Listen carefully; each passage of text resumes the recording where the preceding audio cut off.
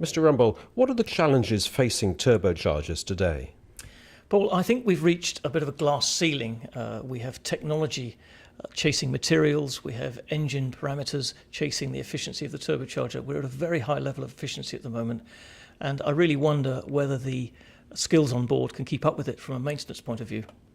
So are you saying that perhaps turbochargers reached a point where they've become so sophisticated that they can't be maintained on board ship? I wouldn't say that. I would say that we have to be realistic about turbocharger maintenance when they're new is one thing, but some of the variable geometry equipment that is being proposed at the moment, I wonder where we will be when it's maybe 100,000 hours into its life cycle. If you do get that sort of failure, then of course you're going to be looking for spares. There's always been quite a lot of debate about the non-OEM sector in turbochargers. What's your view of the role that non-OEM manufacturers have in this current market? That's an interesting one, Paul. Non-OEM turbocharger service companies do have a role. I think that's an accepted role by the OEM.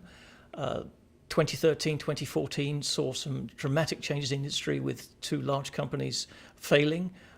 Some of the existing ones have been going for a long time, are consolidated abroad and are doing very well.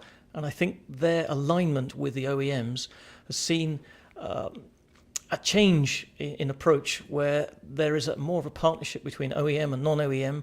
But I think the cheaper substandard alternatives will soon find their own level and will no longer be available. I just don't see anybody using them when they can't be justified by the seller of those spare parts. So I think the rogue parts are going to disappear, but those that have a true thoroughbred engineering background will prevail. I see that because we are basically talking about engineering here and not just copying parts.